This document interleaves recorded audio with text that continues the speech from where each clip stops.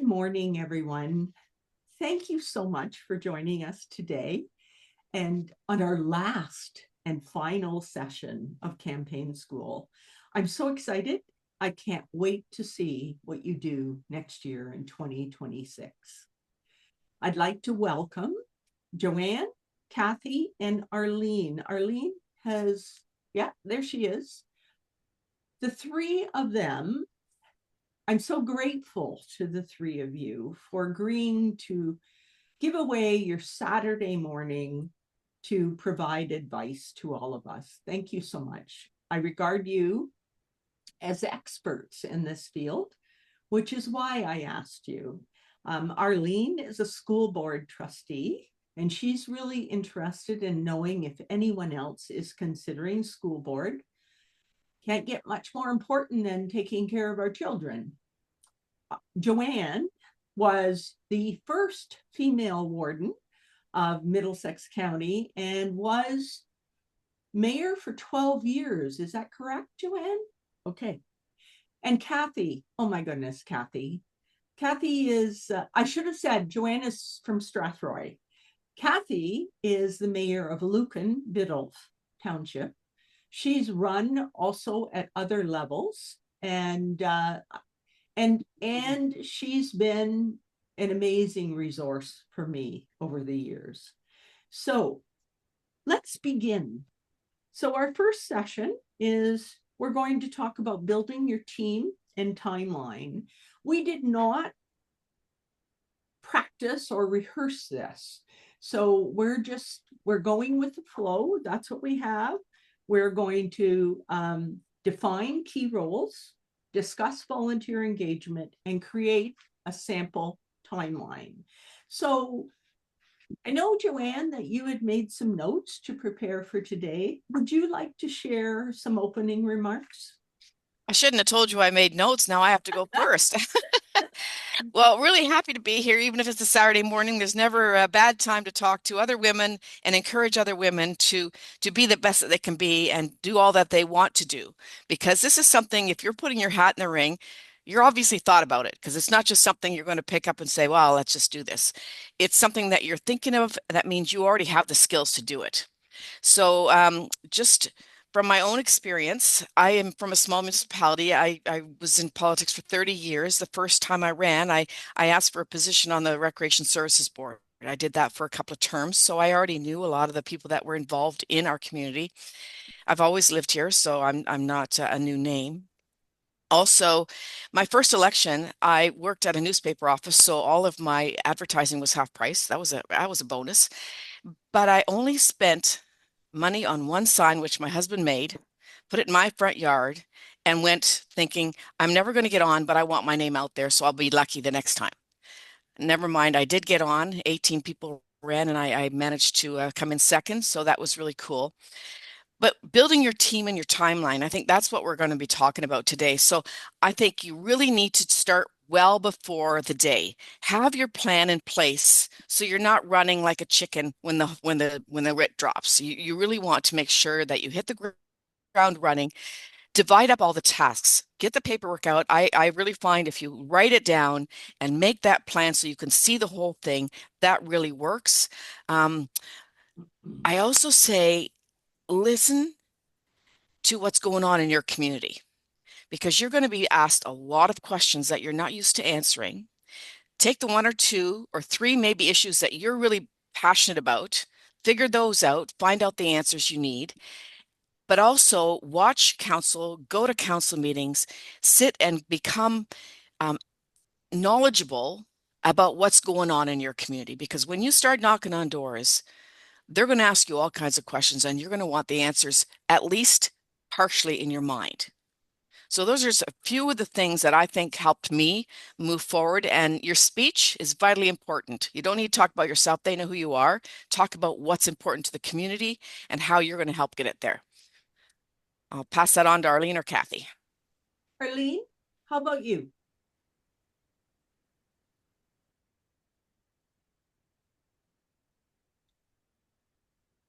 You're still muted. Sorry about that. Thank you for having me. And similar to Joanne, that while school board trustees are elected during the municipal election, our roles and responsibilities are very different. I too was first elected in 2014 and have served public education in the Thames Valley District School Board proudly served since 2014. My best advice, start with the end in mind. Do your research in terms of what are the responsibilities and expectations to serve the public in an elected role.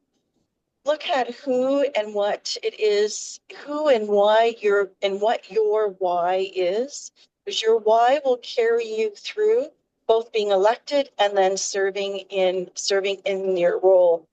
Most importantly, if you're considering running as a school board trustee, understand not only the municipal rules and the acts that apply to your election, but also understand the rules that and policies related to campaigning as a school board trustee that will be relevant to the school board in which it is that you serve.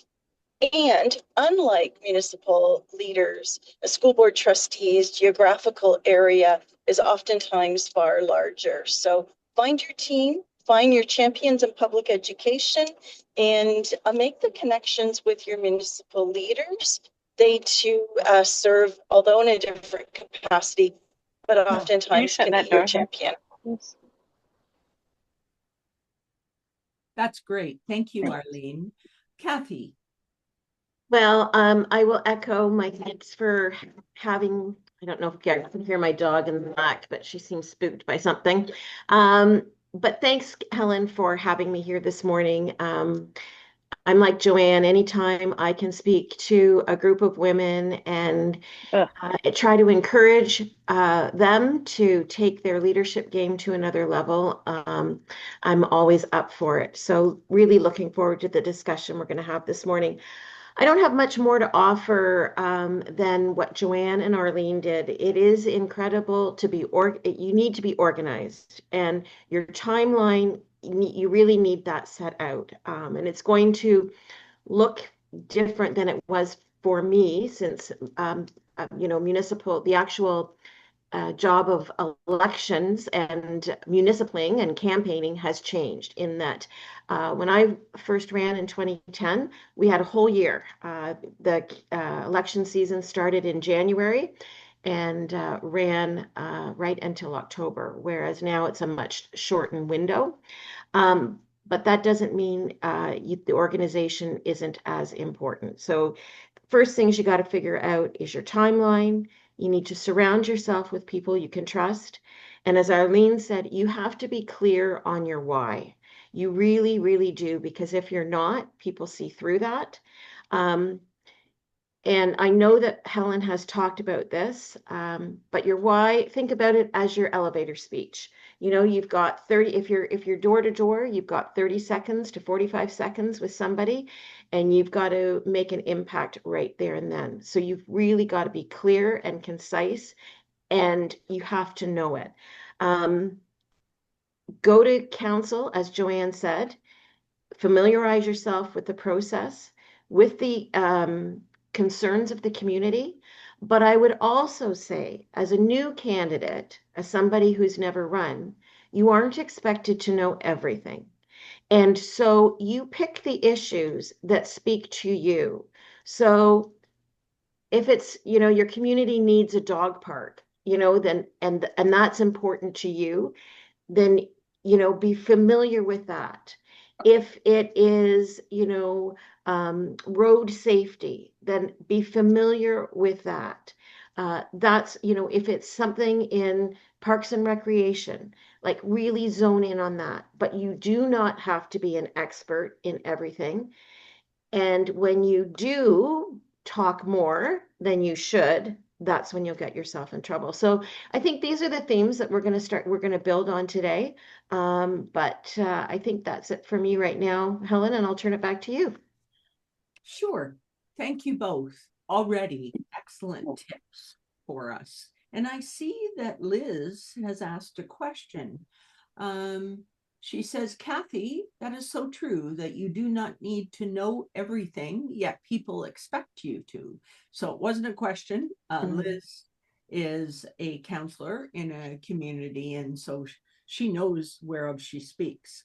And Helen, if you don't mind, I would jump off. Even when you're elected, you don't have to be an expert in everything. Your role is governance. It is not to know how the road is paved. That is what your staff is there for. Your job is to get the communication and get the answers to the constituents. So, and I think sometimes politicians at all levels lose that they think that they need to be an expert and know everything. And certainly we don't. Excellent point. It is, it's very important. That's a very important point, because sometimes when people get elected, they think they're supposed to manage, and that's not their job. Their job, they have one employee, the CEO or the clerk or administrator, depending upon how large the community is, and their job is to provide direction to staff. So I have a question, and the three of you can jump in, and you'll soon realize if you are talking over each other. So what's the one quality that is important to you in a campaign volunteer? The very most important quality. I think we're all frozen. No, I can hear you. I can Oh, you see can hear me? Okay. Yeah. I just want to say one thing. Never be negative. Bring your personality, bring who you are. I know in this day and age, things seem to be pointing fingers and slamming down and just being aggressive. That's not necessary. You need to go with your own personality. You do you. Bring what you are really passionate about, and don't go to the door knocking other counselors or knocking the mayor or knocking the school board trustees. You do you. Oh, Joanne, that's fabulous advice. And we've certainly seen lots of negativity at other levels of government, and we don't need to replicate that. Thanks for bringing that point to light. Arlene, what would you think would be the most important quality that a volunteer could bring to your campaign? Integrity and communication. They Excellent. are your champion and you are their champion. And the communication between you as the candidate and your volunteers is really key. They're there to support you, but you are also there to support them in their work. They are like an extension of you. So building on what Joanne said, the integrity and the integrity, and then how it is that they not only support you, but you support them in good communication skills, being aware of the constituency that you are serving, that is electing you, and how they continue to champion you in any and every way during the campaign time. Thank you. Thank you, Arlene. You always provide just exactly the piece of information that we need. Kathy, what would you say? You have so much experience. You know, like the trust is huge. You have to surround yourself with people that you trust. And depending on where you are running, your volunteer base might be larger. You know, obviously if in a larger urban center or a larger community like Strathroy is obviously bigger than Lucan. So Joanne's team could be like larger than mine. So there might be people that you don't know that come out into volunteer. So you need to make sure that you can trust the people that are out there on your behalf. That is number one. I would also say that you have, it's like the circle of support that you have personally. The people that are volunteering for you, you have to make sure that they will speak on behalf of you, but that they're not afraid to challenge you and call you out if you might be headed in a different direction or say something that maybe isn't resonating. Like Arlene said, the communication back and forth is a two-way street, and you have to depend on your volunteers to be able to get the message back to you because you can't be everywhere at once. Thank you so much, Kathy. A thought occurred to me while the three of you were speaking. I'm bad for doing everything myself. And you can't. Well, I think actually all four of us could say Yes, that. So, absolutely. and likely the people that are participating in your campaign school, I think in general, that's a trait of a candidate is control. So, having said that, what tasks would you recommend that you could outsource or delegate instead of carrying alone? And this is a hard question. I get asked this a lot about the Gene Collective, and it's like, well, no, like I have to do that. Nobody else knows. So I'd like some recommendations from the three of you to give to the team that's on this call. Well, for me, that's not a hard question at all. It would have been when I first ran, it was a lot easier. Now you've got social media. Social media is a bear. Never comment on what someone else on social media is saying about you. Just even if it bothers you to the 10th degree, don't get down the rabbit hole. Find someone that's really good at IT, whether it's anything digital, whether it's putting your advertising digitally together, whether it's putting your advertisements, your paper advertisements together. Those are things that you don't do all the time. So to find someone that actually is really good at it and knows where to put the verbiage and how to put that together, that is a perfect thing for me personally, because I am not IT knowledgeable. I can run a computer, I can run my phone, but I'm really not good at putting it all together in a package. And that's probably, this is only something that over the last 3 terms that I've had to come to term with. Before that, there really wasn't an opportunity to do that. So that's one thing that I would really have someone else do. And if you're also putting a finance director in place, now we're going to probably talk about finance in a little while and how we all did that, but make sure that that person that you put in place, you trust implicitly, because your team can get you into more trouble if you don't do that correctly. So those are just 2 points that I would really make sure you had good people in place. So Joanne, that makes me think, as you're speaking of this, to bring a volunteer in, and this actually applies to all of you, it seems to me that they need to really understand your why and what your key messages are, because they will be representing you out in the community. Would you agree? I see Arlene shaking her head yes. I agree with that. A lot of them though are in their background and they're never really, well, yeah. It's a fine line there, I think, because my finance person, he I asked him to go and get donations this when I had a really tough election.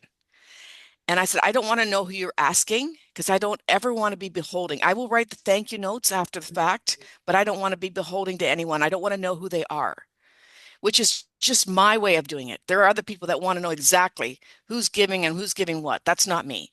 So everybody's different. But that person has to know somewhat what you're thinking. Otherwise, why is anybody going to give me money? Right. Right. I think again, it goes back to the trust, Helen, is that you want to make sure, the background people, yeah, like to Joanne's point, you want somebody that knows finance if that's going to be a role on your team. But anybody that's volunteering, like, well, anybody that is going to be out in the community and speaking about you and to you, you have to know, you have to make sure that they're there for the right reasons. Circling back to what Joanne said about not being negative. If if you are a new candidate and you're running against an incumbent, you could have people volunteering for you that don't like the incumbent, that really have no skin in the game for you. And so you have to make sure that the message that they're getting out isn't slamming, slamming, slamming the incumbent. It's propping you up. So again, you really have to know the people that you are depending on that are out in the community. Any final comments? I would just go back to what your original question, Helen, about who does what and control. Like, I'm not a graphic designer. So if there's somebody that can design a sign for you or design a logo for you, give that up. I even gave up the design of my pamphlet because that was too much. I worked with somebody where what was important to me to get that messaging out, but that like I don't like that I don't I'm not a graphic designer. So let somebody else run with that, and you're going to get the final say on the approval anyways, but why waste your time with that? And I won't spend a lot of time, but yeah, the IT part has become more and more. I never had a website, but going forward, I do think every candidate should consider having a website. So again, I think like if you don't know how to run a website, you find somebody to do that for you. Oh, thank you, And Kathy. keep it simple, Helen. Keep it simple. Keep it simple. Like your signs need to be simple. Like you don't want all kind of verbiage on there. People are seeing it for a split second while they're driving. Keep it simple. Stay away from weird colors.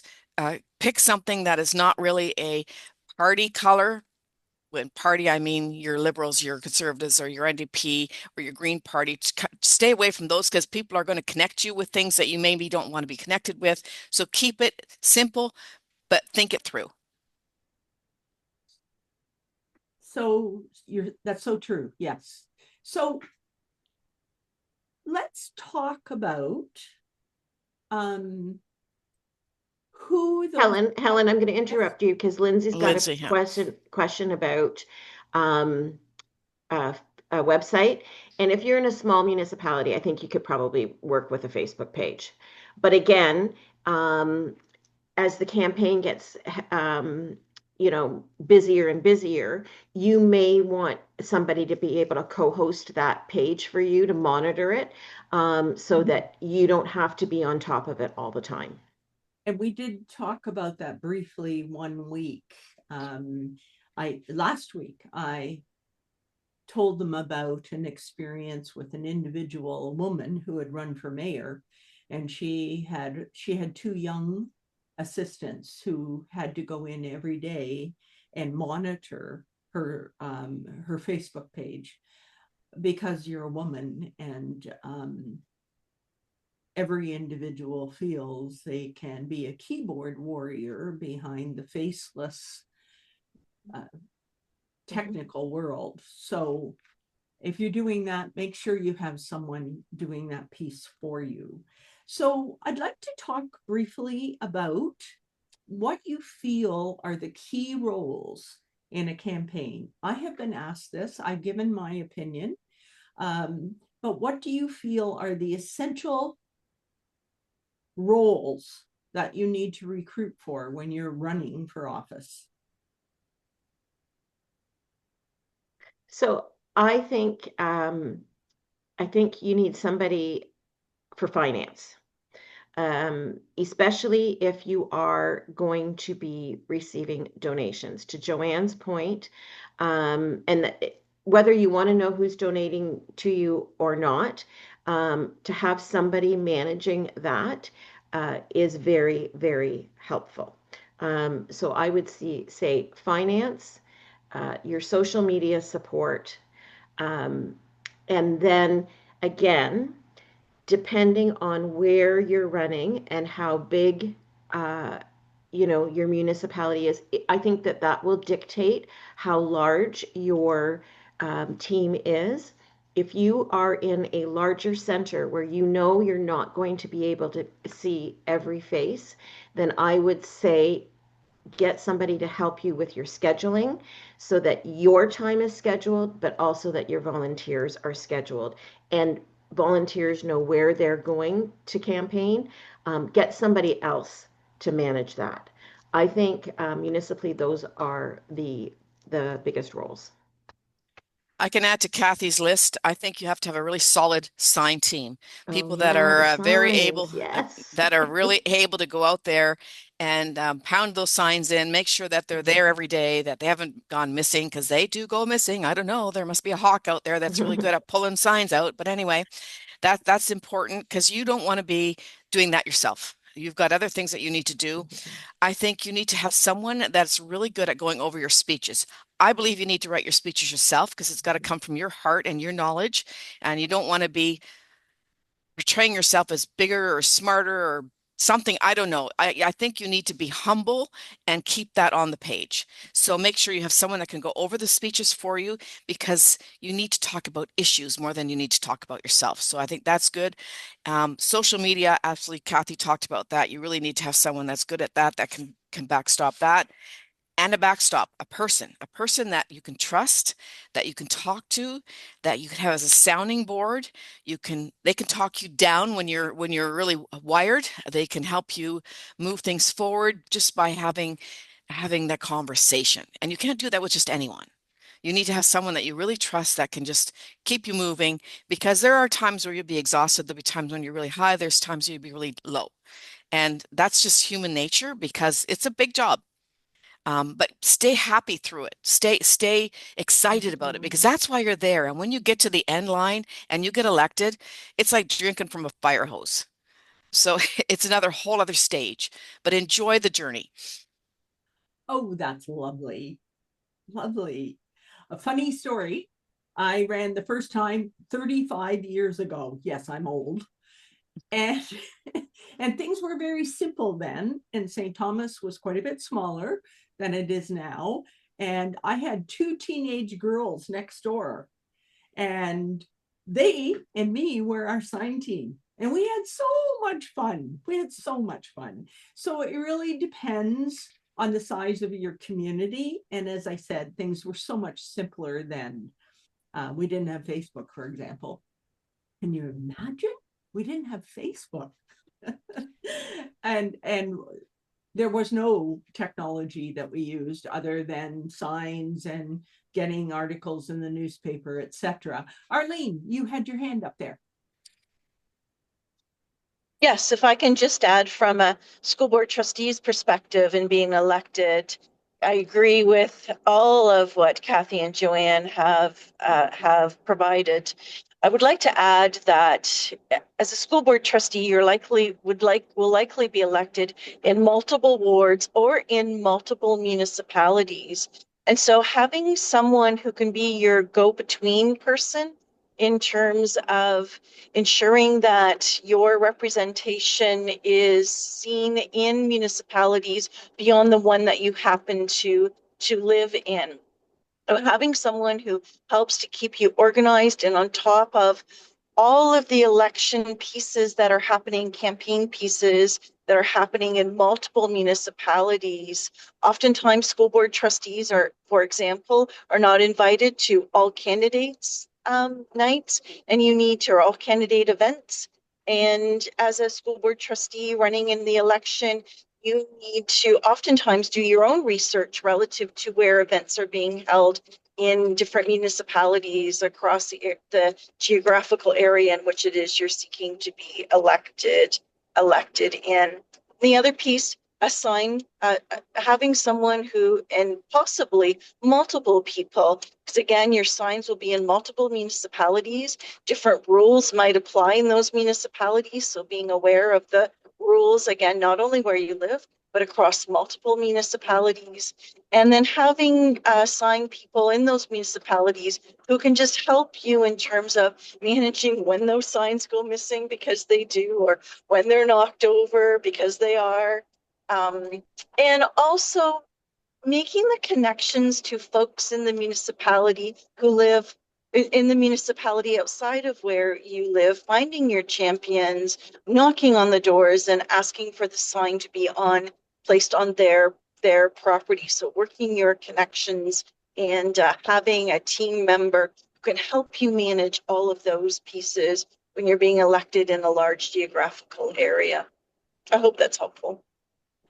If I can add to Arlene's comments there for a minute, Helen, I think what you said was excellent, by the way, Arlene. But the one thing that you keep saying is the municipal champion. And I can't stress that highly enough because I know when I went door to door, people asked me, okay, what about school board? Who would you vote for? And because I know Arlene and I know how dedicated and awesome she is at her job, I had no problem recommending her. And that's how the word gets out. It's mouth to mouth and people to people. True. That Yeah. is an excellent point. But first, Arlene, I can't imagine what it must be like running in multiple municipalities. Good for you. Great job. You got elected.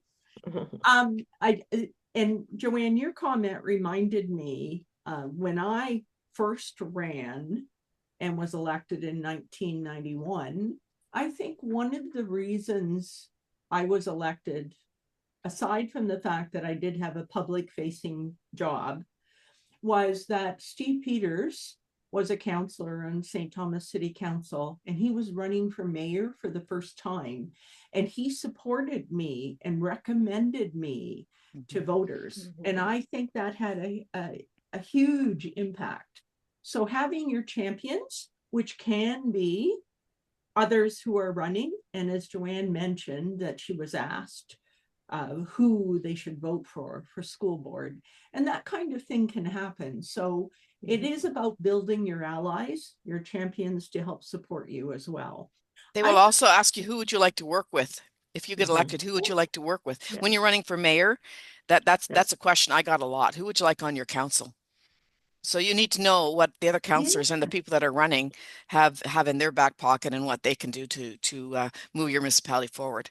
And that does not mean selling your soul to the devil. If there's No. someone that you don't care for or you don't think should be reelected, then do not align themselves with you. Remember your values that you talked about earlier in our campaign's schedule, and remain true to those. Now, I have one final question in this session, and I just lost my place here. Okay, yes. What milestones must happen early to avoid last-minute stress in your campaign? Fill the fridge with wine. So I'm kidding. Make sure you know. No, you're not. No, I'm not. If anybody knows me on here, they know I'm not. You really need to make sure you know all the deadlines for everything. Yeah. When your nomination papers have to go in, when your signs are allowed to go up, when they have to come down, how much you're allowed to spend, when you can start spending it, when you can start advertising. There's so many little nuances. Have that down pat so you really, like I said, hit the ground running. Not too soon, not too late, right on time. The easiest way is to take a trip into your town hall and have a meeting with your clerk or your elections officer to get all that information. And they'll have an idea of what timelines are now, because they pretty much have everything has to be in place for January, even though nominations don't open up until May. But they'll have all that. The only thing they won't have is your spending limit. They'll have an idea of what it is, but until the voters list is finalized, you won't know what the spending limit is. But I would say it's, December, so end of year is a little bit tight for clerks at the moment, but get into your town hall and find all that information out as soon as possible. And it was mentioned in the chat that it's important to know your municipal boundaries, your town boundaries, your village boundaries, because you don't want to be putting your signs up in another area where they can't vote for you anyway.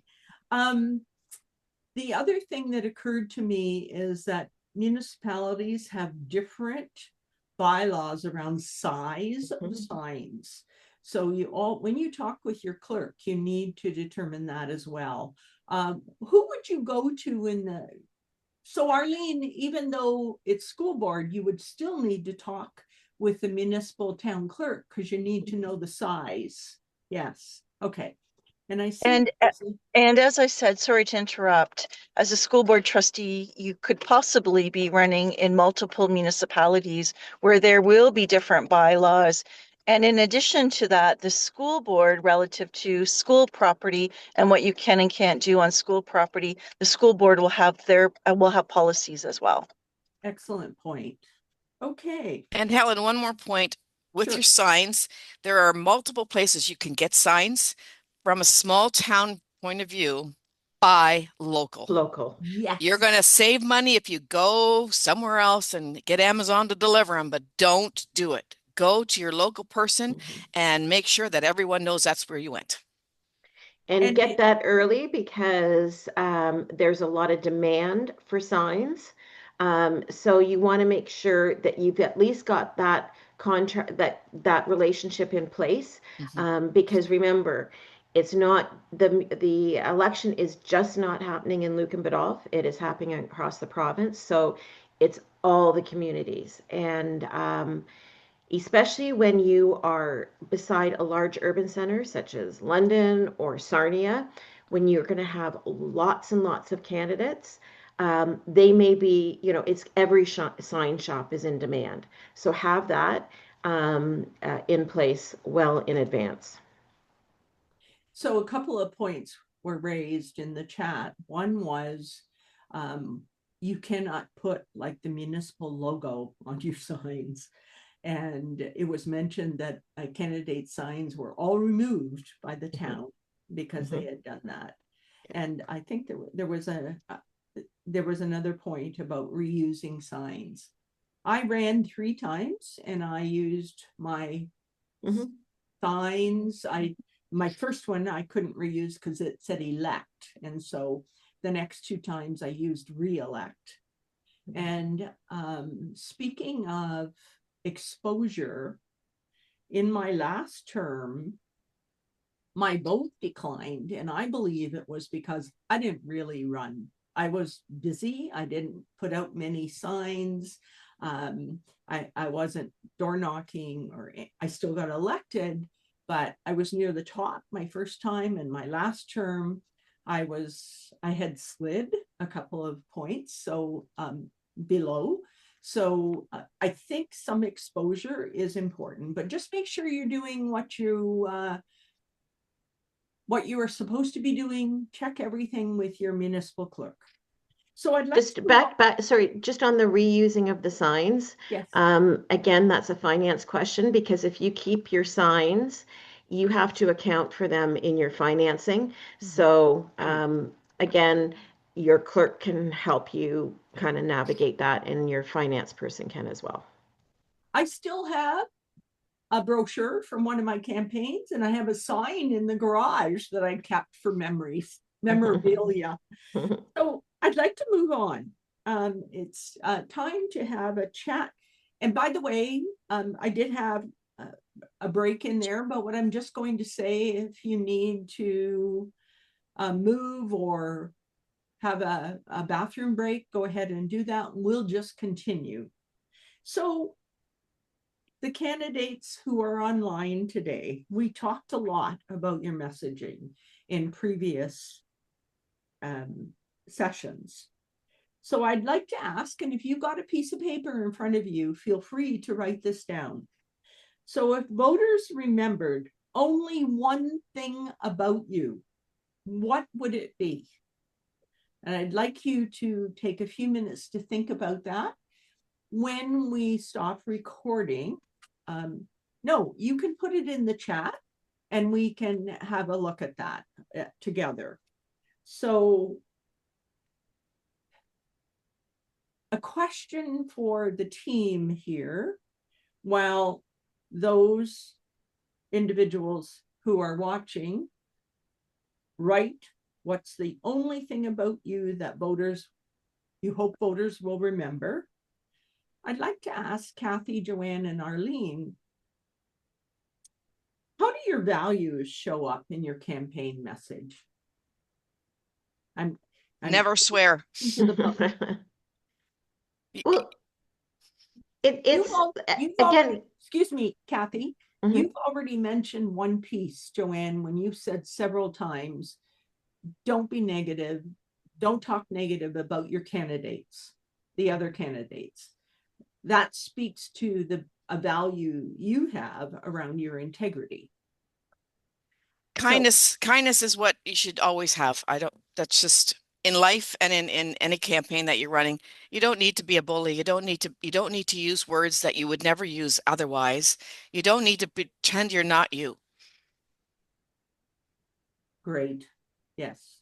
People will see through you if you are not authentic. That is the thing, right? And you are considering this because you are already involved in your community somehow. So people know you. So if you start in a brochure or you show up at an all candidates meeting and you start using language and speak in a way that people aren't familiar with that of you, they're going to see through that. So it goes back to what Joanne said. You need to be yourself. You need to use language that is your language, so that when people open up the pamphlet, they're actually seeing me. They're actually seeing Kathy. They're seeing CBJ. They're seeing the hockey mom. There's like they know you, and you're getting that across. It's kindness. It is, Joanne Lowry put in, like, humble. You've got to have humility, and authentic. Don't be anything that you aren't. And the one thing that I would like people to always remember is that I always follow through. Yeah. Get the job done. Don't do half measures. Make sure you full out, give it all you can, and that'll get you a long way. These are all great. And yes. So I'm thinking about our session and the fact that it is kind of difficult to ask for input from those who are watching. So continue to put your points into the chat. And here's I think what I will do is I will read some of these. Mm-hmm. Okay, so Liz said, a go-getter. When asked something, I follow through with information or point them in the right direction. Karen, I would like people to remember that I am empathetic to their personal situation, whatever that might be. Joanne, not you, Joanne, but another Joanne, remembered as humble. Susan, hard worker. Tracy, listen to needs and find a solution. Good communication and timely responses, follow through. Lindsay, if my community remembers one thing about me, I hope it's my compassion and genuine kindness, showing up, listening, and caring for the people who make this place home. Elizabeth, to be remembered for a balanced perspective with the interests of the community first of hand. Holly, honest and brave. And let me see, Susan, hardworking for them.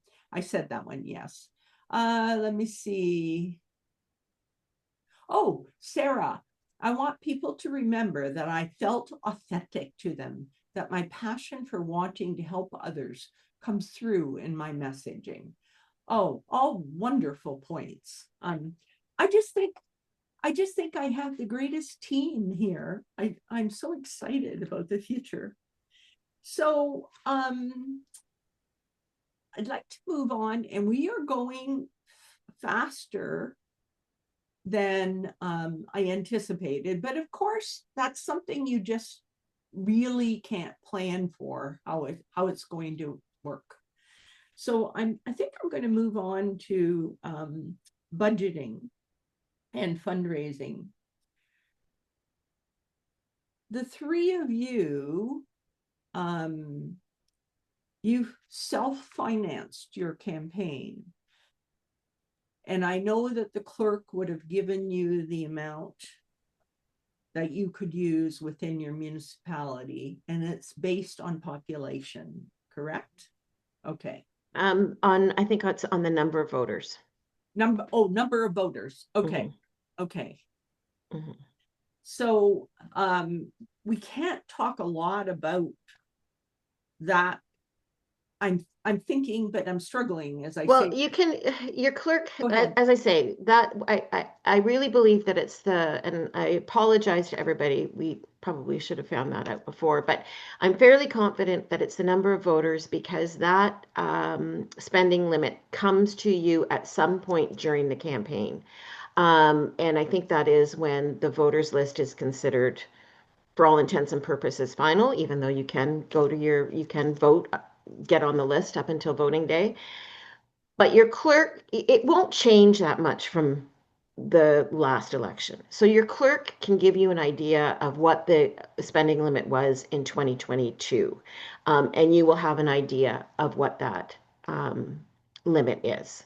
It might go up a bit, it might go down a bit, but when I look at who is participating today and the communities that they're representing, there's not going to be huge fluctuations in what that spending limit was. Or Thanks, is. Kathy. That's a good point. It did occur to me also that in municipalities, if it's not on the website, you can ask the clerk for a report as to what the candidates in the previous election spent. Yes. Yeah. So Like you at the end of your campaign, you have to put in your finances and all of that is public information. So if it's not on the website, because sometimes that'll just be moved off, it doesn't mean that it's not accessible. You can still ask for that information. And to Kathy's point, if you do not post your financials to the municipality, you can't run in the next election. Mm-hmm. And Amanda and Kathy are two clerks that did a session on what you need to know, made sure they told each of us that. Yeah. So it's good to reinforce that. So in 2022, I had 20 women, and I was shocked to learn that they didn't realize that they might have to ask individuals for money.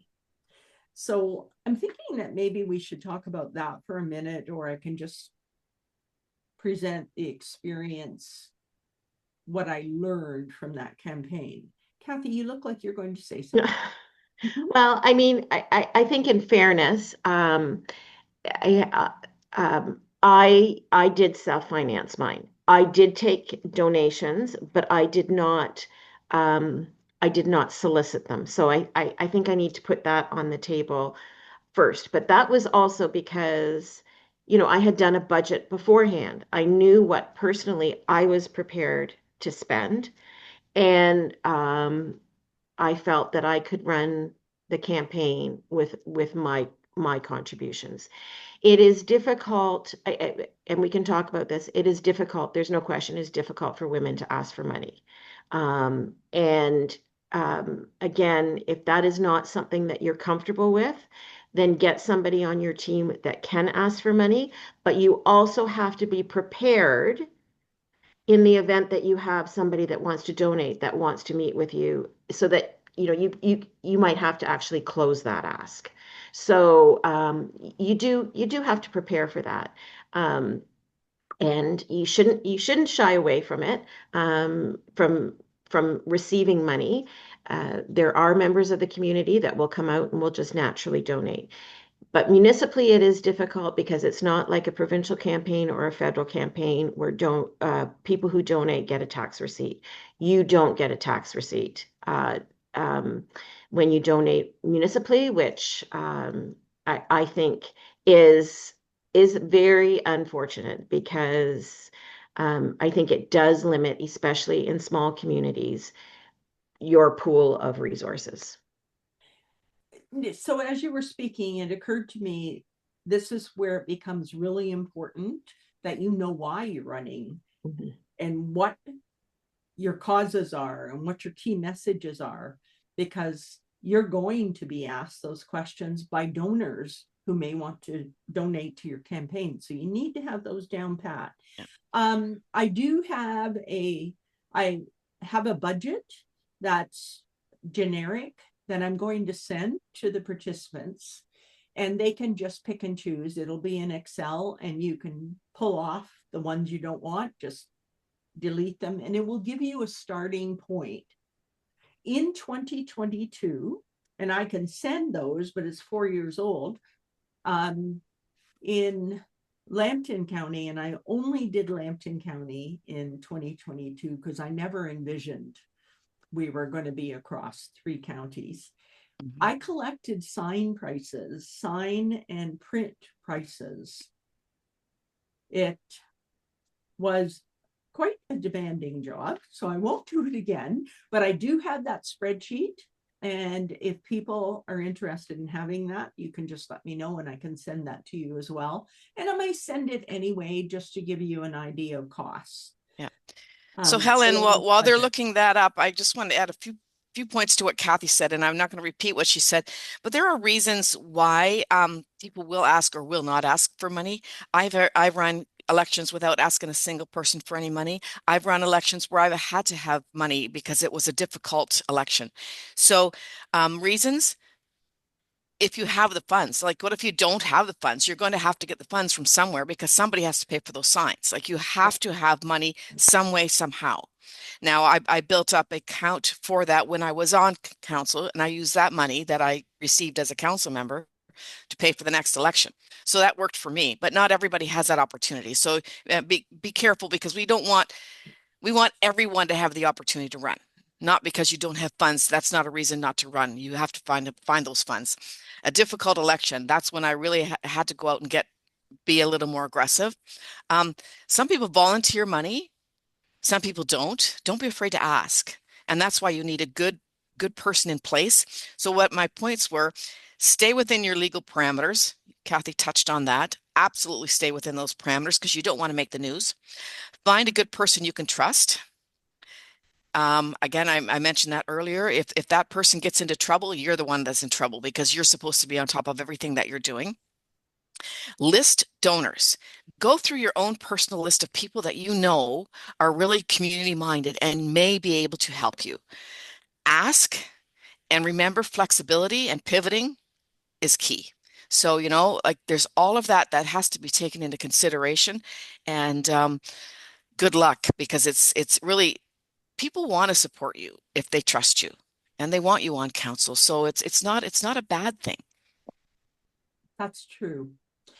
There was a question in chat about defining parameters around donations. It said, do you have a process to screen donations so that if a questionable donation comes through, it can be declined? For example, developers who may want their perspective considered by you in the future. Donations possibly from family members of donations, or they mean family members connected to the developers. Well, to Kathy's point, you really have amounts that you're only allowed to give. Like nobody can give more than what they're allowed to give. And in a small community, that's not a huge amount of money.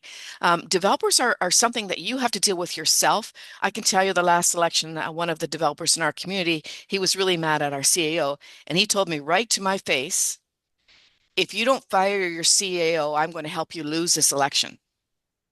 You're going to run into all of that sort of thing. And he said it to the deputy mayor as well. And that's exactly what happened. Now he's got voter remorse. People don't understand how council runs. And Kathy touched on this earlier when she said, know what you're responsible for. I'm not a paving person. I'm not going to put the road in. I have to help govern and figure out where the road needs to go, to say, okay, we're going to like tar and chip this one. We're going to gravel that one. We can help with that because that's budgetary. That's governance. But you don't know how to put a road in. And so you don't have to fall under the developers and say, yes, I'll do everything you say or everything you ask. That is absolutely not how you need to put your foot down real quick on that sort of thing. Thank you. I just noticed that Arlene has had to leave. So she mentioned in the chat, if anyone has questions, direct them to me and I'll forward them on. And I have thoughts around the donations and the question that was asked. I noticed that it was also asked developers versus unions. So before I share my thoughts, do either of you have any comments about the whole union piece? Well, I can say municipally in our small community, the union, and we're not a unionized municipality. So it might be different if you've got a union that is actually associated with your municipality. But the union was never an issue. Like union issues were never at play in my campaign. I know that in your Torontos, your Hamiltons, that's a different story. But, and Joanne likely can back me up. Like I haven't ever, in speaking to colleagues across Middlesex or across Southwestern, that's never been an issue at the campaign level. You will get developers, there's no question.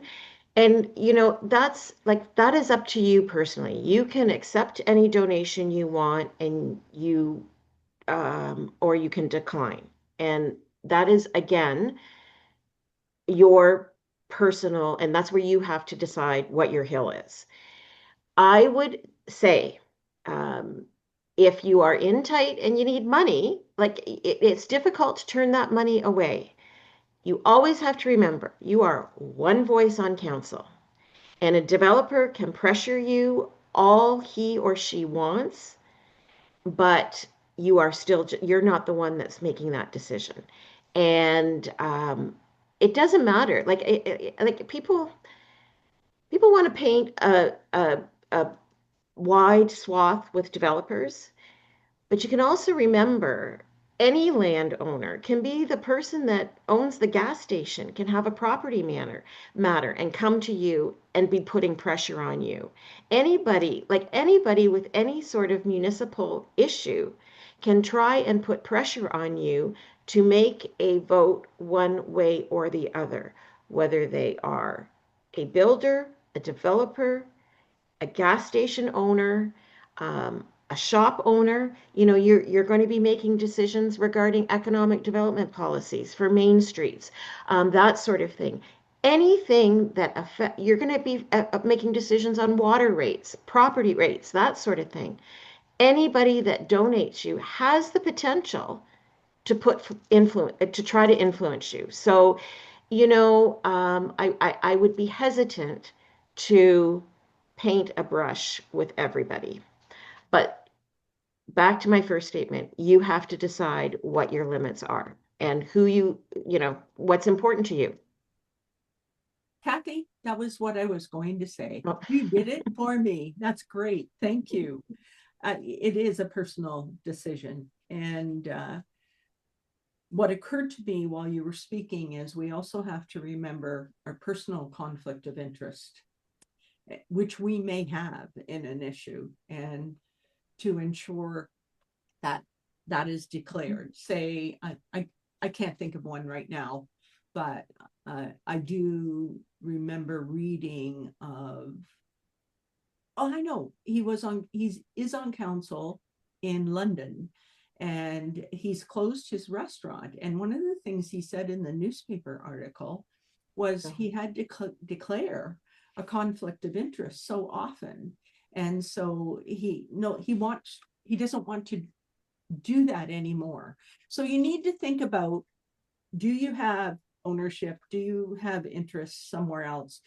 Does your spouse, if you have a spouse, have interest somewhere that could create a conflict of interest for you? Anyway, I think as a candidate, when you're making that decision about yes or no, you need to know the basics. But once elected, you will have a fulsome education session on conflict of interest. Oh, great. Yeah. Okay. Okay. Now someone has a question here. How do you feel about networking with people ahead of the campaign so that when the campaign starts, you have some warm leads to ask for donations? Be careful where you go, because you cannot start an election campaign till the day that the writ is dropped and you're allowed to. So if it's among your family and your friends, fine and dandy. But it's very touchy, and it could be not in your self-interest to start ahead of the game. I hear what you're saying, and it makes sense when you see it on paper, but you want to make sure you follow the rules. Yeah, I mean, there's no reason why you can't have coffee with somebody to, because you do. I mean, when you're deciding yes or no, you got to put feelers out. You've got to get a sense. But Joanne is right.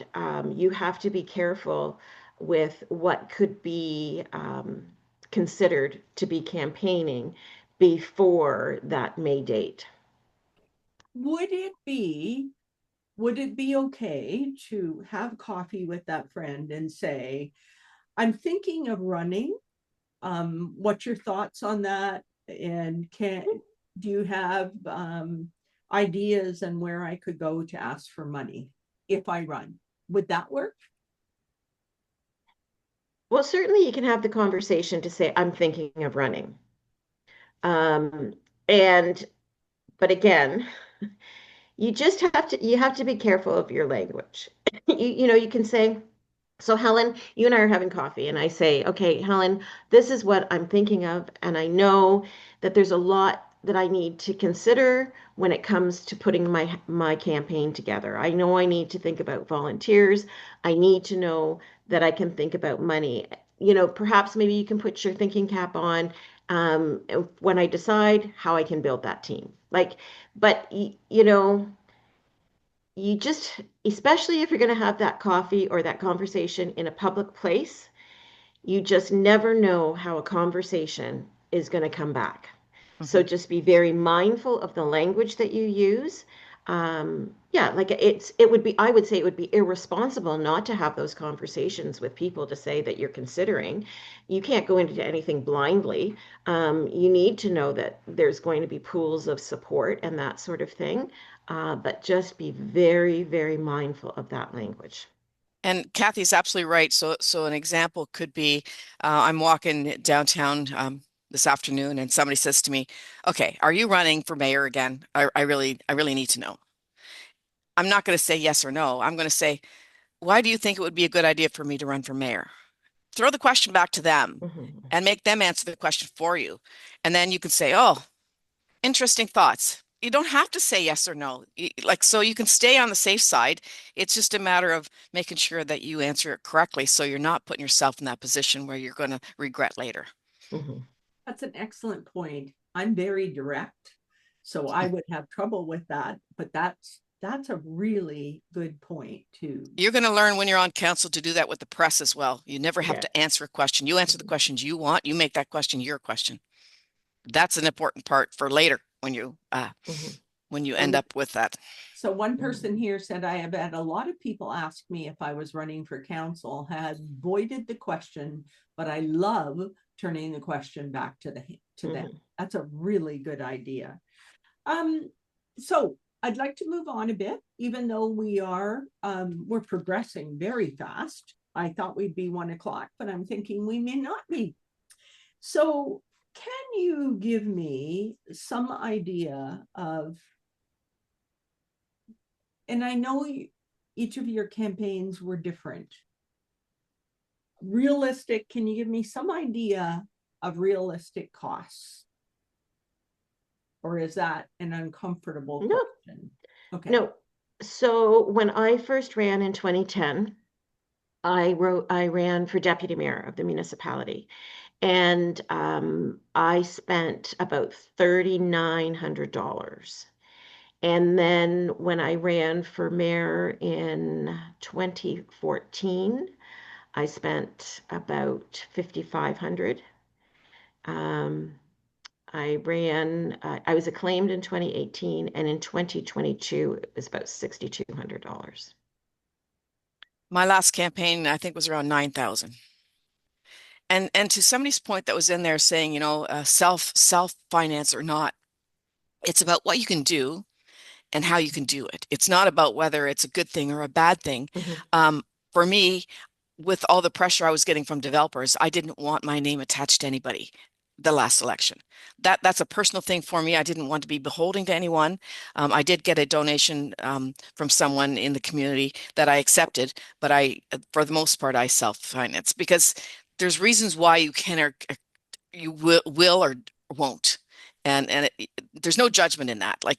There's no right way or wrong way. It's just what works for Mhm. you personally. Mhm. So the question was asked from each of you, Joanne and Kathy, what is the voter population in your areas? Strathroy-Caradoc itself has about 23,000 people. So divide that up by about a third, because there will be kids that can't vote.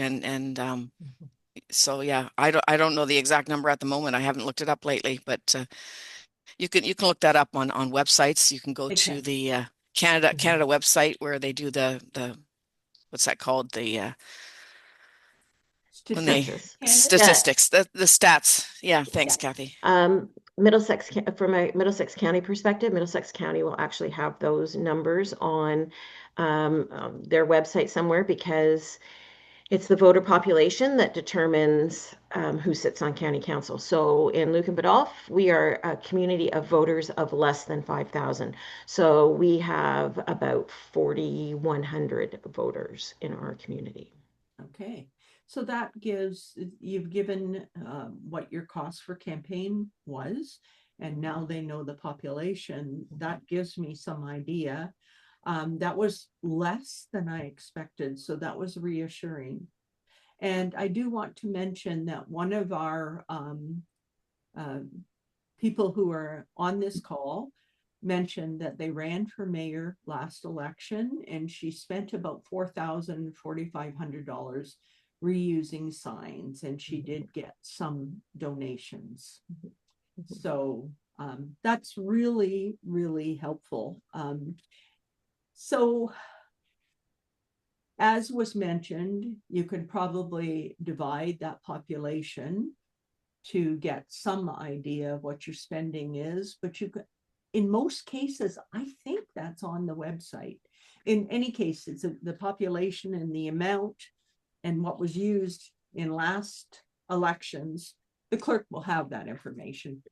And you don't have to declare that you're running to go in and ask for that information. You can go and ask. No. As Kathy said, year end might be a busy time for them, but you can also do that after Christmas in January. Yeah. So that was really great. So we have. I might, since you're looking at your list, Yes. I might just say, since this is the first one, campaign school that Joanna and I are on, just some of the other things that I spent money on was like we say about signs, because signs obviously are the most visible and they are the most expensive thing, although printing is not inexpensive either. And I just went with one pamphlet, did me the whole election cycle, that sort of thing. But I also, because it is difficult. Like, I did go door to door, there's no question, and tried to make as many connections door to door as I could.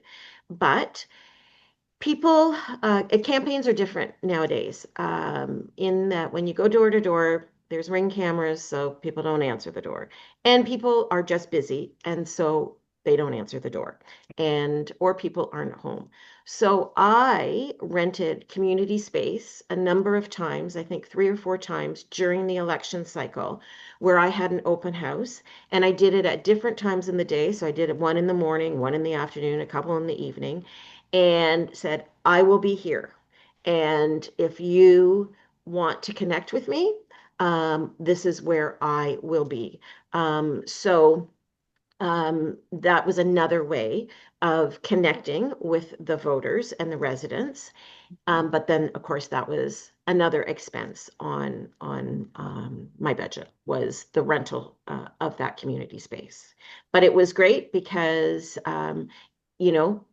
people couldn't say that I wasn't trying to meet people. I tried to give as many opportunities as seeing the voter as I could. So. Yeah, so Kathy's right. Signs, billboards, newspapers, digital, there's so many different ways, face to face, knocking on doors, having a rental place. Go to as many community events as you can. You don't have to tell people you're running and why you're there. Go to the community events, be a partner, serve the cake, clean the coffee up, do something. Right now, you can go to the Salvation Army. They would love to have you stand at the kettles. Get your face out there. Get people to know who you are. That is not a bad thing to start with. And when I did mine the last time, there's a few things that I regret. One, losing. The second one is that I had put some money in a magazine that I thought would work. It didn't. You know, there's so many avenues you can use. So look at them carefully in your community. What do people read? What do they watch? What do they look at? Do they have a digital sign downtown that you can rent or throw just a snippet on there about yourself? There's so many different ways now. My very first election, there really was one or two ways, the newspaper or a sign. Now there's Mhm. like multiple ways that you can use it, but make sure that you pick what resonates in your community. And Kathy said it a few times, a large community is way different than a small community. Mhm. Hope that helps. So there are a few questions in the chat. First, I'm just scrolling up to find it. Someone asked, do they have campaign packages at the clerk's office? I'm not sure what they meant by that, but I think what they're referring to is the package that every clerk hands out, which Mhm. has, so first you're going to, when it's announced that you go to the clerk's office, you file your nomination papers, and you have to have voters. I forget how many it is, but I know the two of you will tell me who nominate you. I think it's 25 signatures you have to have, and It's they have not, to it's be not voters. onerous. No, Pardon me? It's not a lot of people. So they have to be voters in the community. And then when you do that, they give you a package. I got a bunch of those from City Hall in 2022 because I had a candidate information session. I handed those out. It doesn't tell you how to campaign. It gives you the information you Mhm. need Mhm. to legally run.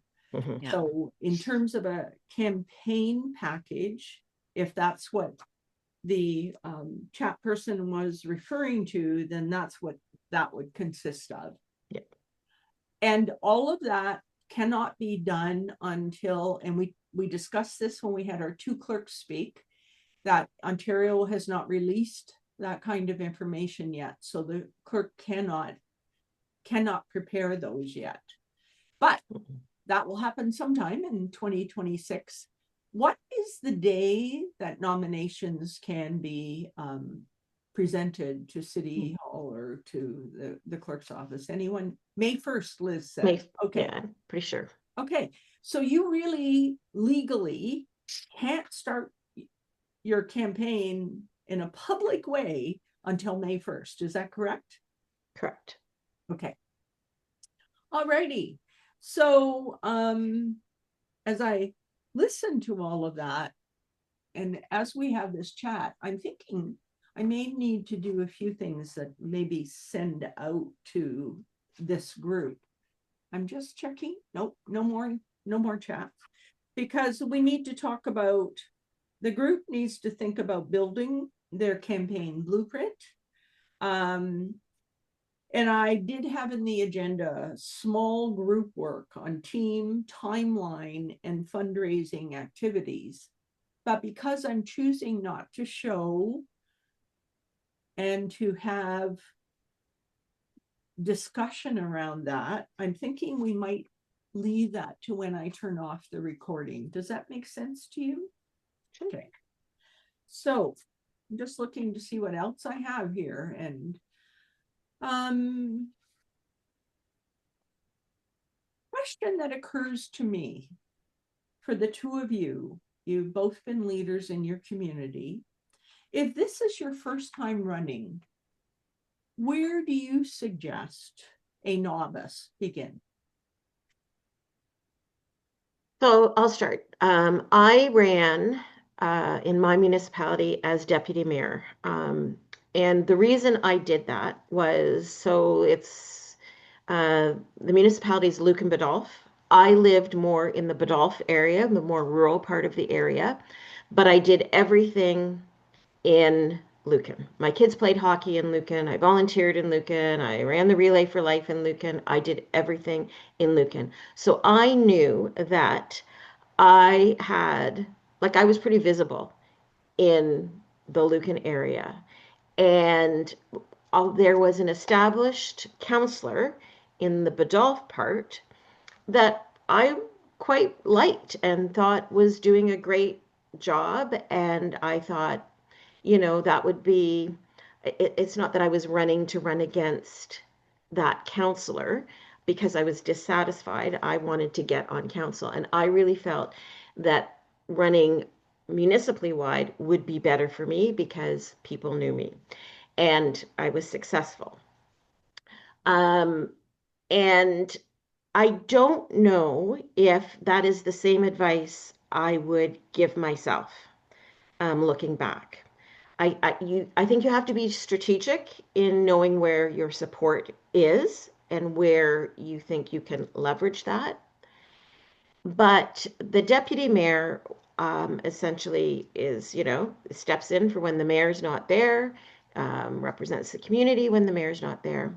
And I really, like Joanne said it earlier, when you're elected, you're drinking from a fire hose. And I felt like the first 2 years was just like that learning and understanding my role and what is it that actually, as an elected representative, I could do.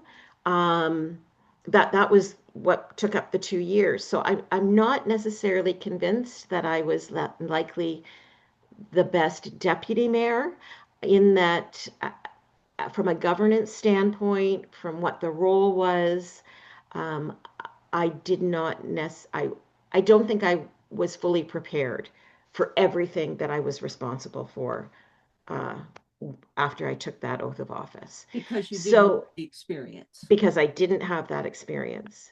And I see that, and I say this with all due respect to the colleagues that I work with um, from across the area. Um, but if you run for a higher level of office, i.e., deputy mayor, you've got more responsibilities on your desk, and and especially in our rural communities, quite often there'll be the responsibility of sitting on county council as well. And if you don't know your role as mayor, uh, then you don't know your role as counselor on county council, and it's difficult to get the business of your municipality through when you have a leader that still has to understand the role. And I say that with all due respect, because it's very well and fine to say, I want to put a dog park in my community, or I want to, stop the building of an apartment building. But once you are at that horseshoe, it really becomes clear Mhm. what your limitations are and what you can and cannot do as an elected official and as a municipality. So, when you're on council first, there's just so much to take in. There's so much learning to do. And you're going to find out that municipalities are responsible for things that you had no idea they were responsible for, and things that you thought they were responsible for, they have no business being at the table for. So it's a lot. It's a, and I don't know whether that answers the question, because you still need to know where you're going to get your support and where you think you can actually win. But Kathy, that's such good advice because you will have the spotlight on you when you're the mayor or the deputy mayor, whoever is at the head of the table, leading the meeting, talking to the press, you're it. And Mhm.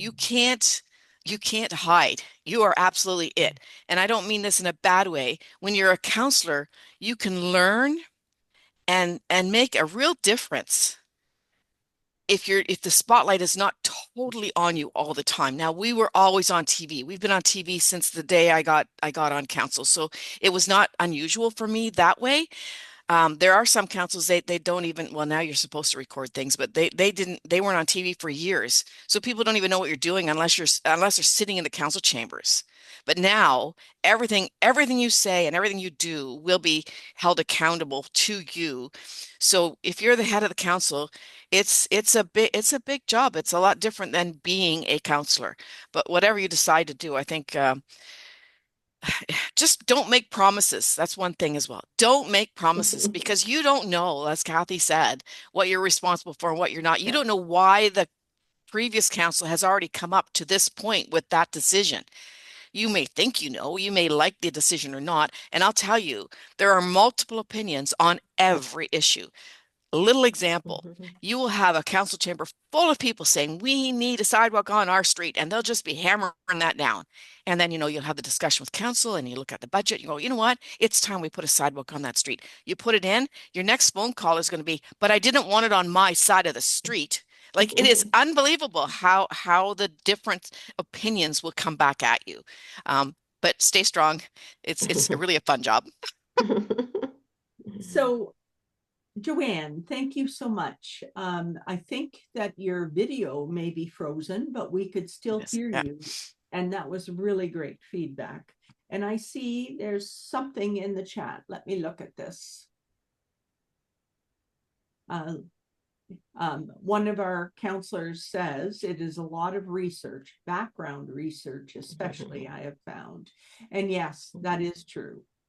So I'm thinking that maybe, unless there are more questions to show up in the chat, that maybe I may stop recording and we'll have, to use a municipal word, an in-camera discussion.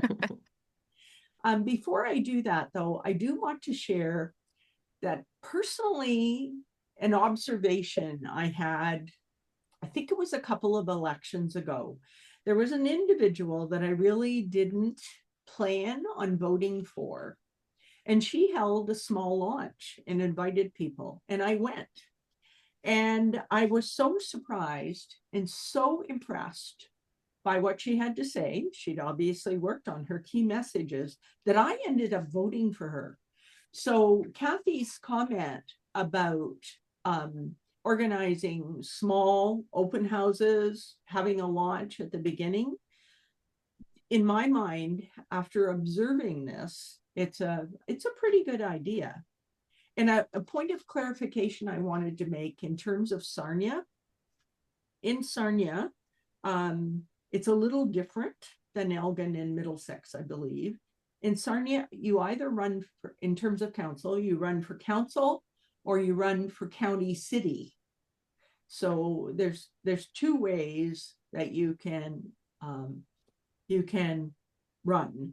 And if you run and are elected for city council, city county council, you sit on both. Or you can just run for council and I'm going to say you're just on council, but it's not just. So that would be important for any Sarnia people that are on the call. And someone has put a comment in the chat. I have discovered that some employers have a policy prohibiting employees from running for election at municipal, provincial, or federal levels. Have you ever heard of anything like that? So I have a counselor that sits on my local council that is a member of a union. And when he first ran, there was some pushback apparently from his employer, but that like they can't stop you from running for elected office. But with that in mind, I would have a conversation with your employer. You know, and I know from our counselor, you know, there is a duty for the employer to accommodate his public service. So, you know, I would say that sometimes employers will try to push that envelope, but they can't stop you from from seeking election office or elected office. But out of respect, I would say have that conversation with your employer. The conversation is a good idea. Mhm.